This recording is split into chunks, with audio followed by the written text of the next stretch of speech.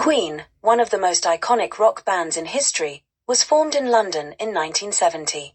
The band was known for its eclectic style, combining rock, opera, and pop, and became famous for its flamboyant live performances and pioneering music videos.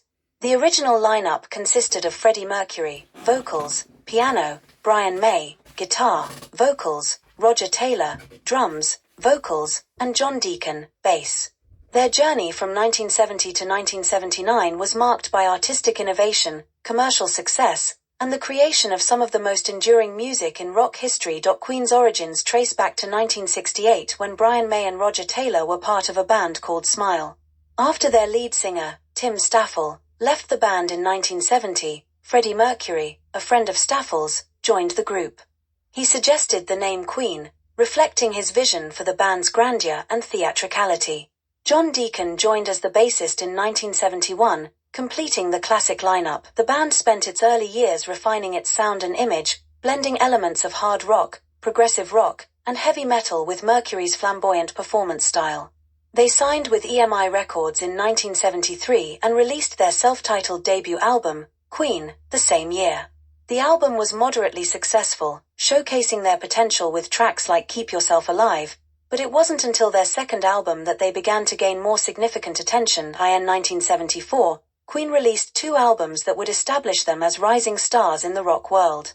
The first, Queen II, was a more ambitious and elaborate record, featuring the band's first hit single, 7 Seas of Rhye. The album highlighted the band's intricate arrangements and diverse musical influences, ranging from classical music to heavy metal. Later that year, they released Sheer Heart Attack, which marked their commercial breakthrough.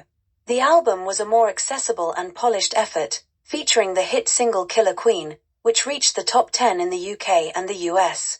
Sheer Heart Attack showcased the band's ability to craft radio-friendly hits while maintaining their signature complexity and flair. Queen's defining moment came in 1975 with the release of A Night at the Opera.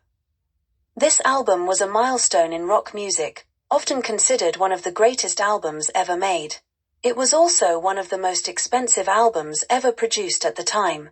The album's centerpiece was the 6-minute epic Bohemian Rhapsody, a groundbreaking track that combined rock, opera, and balladry into a seamless whole. Despite its length and unconventional structure, Bohemian Rhapsody became a massive hit, topping the UK charts for 9 weeks and becoming a worldwide success. The accompanying music video, one of the first of its kind, further cemented Queen's reputation as innovators. Following the success of A Night at the Opera, Queen continued to build on their success with A Day at the Races in 1976, which featured hits like Somebody to Love and Tie Your Mother Down. The album, named as a sequel to their previous work, continued their exploration of diverse musical styles, blending rock, gospel, and soul influences. In 1977, Queen released News of the World, which contained two of their most iconic anthems, We Will Rock You and We Are the Champions.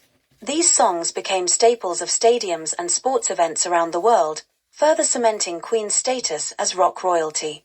The album itself was more straightforward and rock-oriented, in contrast to their earlier, more elaborate productions. By 1978, Queen was one of the biggest bands in the world.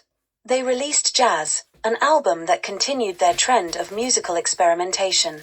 Jazz featured the hit single Bicycle Race Fat-Bottomed Girls, which demonstrated the band's playful side and their ability to craft catchy, memorable tunes.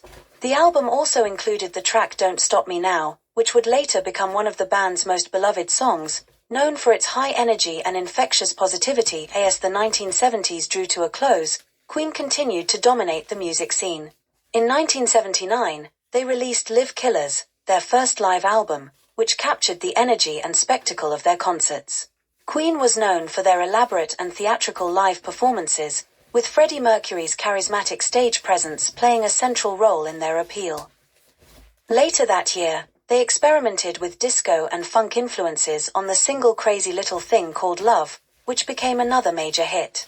The song was part of their forthcoming album, The Game, released in 1980, which would mark a new phase in their career. Throughout the 1970s, Queen had not only established themselves as one of the most innovative and successful rock bands but also pushed the boundaries of what rock music could be. Their ability to blend genres, their mastery of studio production, and their flair for theatricality made them unique in the rock landscape. By the end of the decade, Queen had become an international sensation, with a string of hit albums, sold-out tours, and a legacy that would influence countless artists in the years to come. There are thousands more great videos like this on the channel. Please take a look, share and subscribe, or visit the Bonswivit shop on eBay, which has over 250,000 rare and collectible items listed.